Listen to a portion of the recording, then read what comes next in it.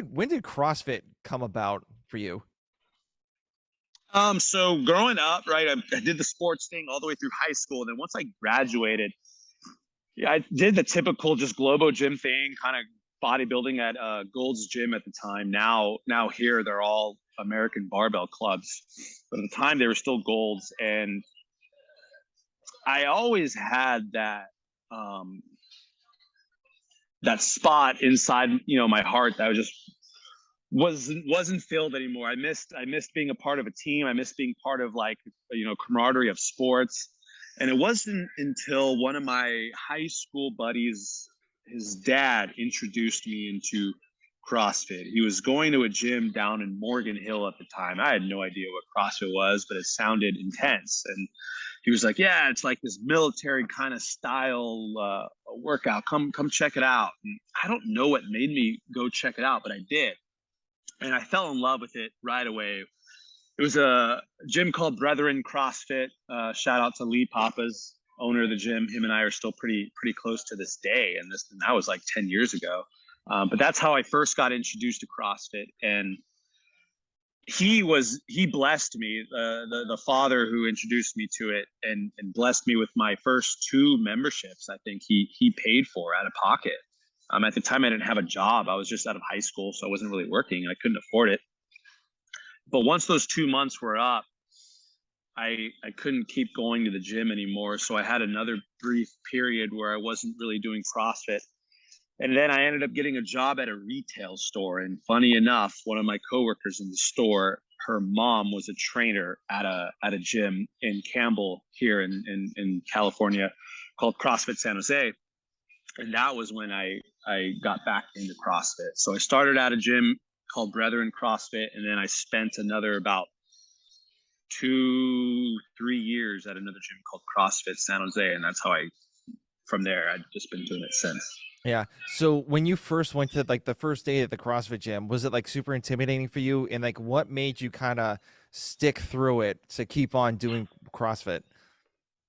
It was definitely intimidating, but it got those like competitive juices flowing in me once again, because you're in the class atmosphere, you're doing the same workout together, you're pushing, and you're always trying to like be a little bit better than the person next to you. And of course, I was at the time young and dumb, so I was like 20, 22 at the time, right? And Yep. you know how when you're really young, you have that kind of arrogance, cockiness coming from, obviously, hey, I played football all my life, I want to beat these people next to me. Once if you're a competitive person, you're a competitive person for life, man. So I remember that, but I do remember hating, like, because I was so bulky and from bodybuilding, I remember hating snatches. I hated front squats. I hated doing the cleans at that time. So, but yeah, I do remember it kind of being intimidating at first, but it kept me wanting to come back each time when I first started. Hmm. So, what was like the first work? Do you remember the first workout, or like, do you remember like one of your favorites that you like early on? I do not remember what my very first workout was, but I do remember Cindy being one of my like earlier workouts. I don't know if it was my first ever workout, but I remember Cindy being one of my first workouts, and it was pretty brutal. Okay. Okay. It's like Cool. it's crazy. Yeah. Yeah. So, while you're like doing CrossFit and stuff like that, what kind of made you go into like coaching? Were one of the owners at the gym like ask you like, hey, I think you might be good at this, you give it a try? Like what was happening that whole Yeah, process? so one of my buddies at the time at my gym, this was when I was in CrossFit San Jose, around like 2014, 2015-ish. He randomly asked me if I'd ever be interested in coaching. He didn't really give me context. He said a friend of his was thinking about opening a gym and needed coaches, and he asked me if I'd be interested in potentially getting my level one and coaching. And I immediately said, yeah. I was super passionate about it at the time, and I was really fortunate to be around some really awesome coaches in my first gym. And I know that's not always the case for most people who get into CrossFit. And then, long story short, what's funny is the friend he was talking about was himself. And he ended up opening up a gym with another partner at the time in the downtown San Jose area. And that's where I got my first coaching job. And I was there for a couple years after that. And then, yeah, I've been doing it ever since. Nice. So what have you learned throughout your whole process of you coaching? Like obviously like everyone has like different methods of coaching and stuff like that, but like what is yours?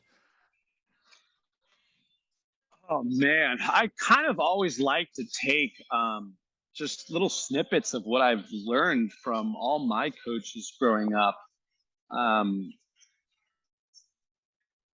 and I've always tried to kind of make those methods that they've kind of shared with me and obviously add my own twist to it. But my big thing is I really like to have my personality show as much as I can in my classes. One of my big things is at least what I've learned through my times is being in classes and the coaches that I've surrounded myself with.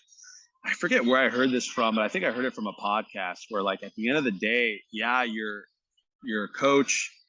Your goal is to teach, your members obviously proper technique and put them through, the CrossFit class. But at the end of the day, you have to remember that your members are coming in from their own busy, stressful lives. You have no idea what they went through that day, whether it was a good day, a bad day. You don't have any single clue what's happening in their home.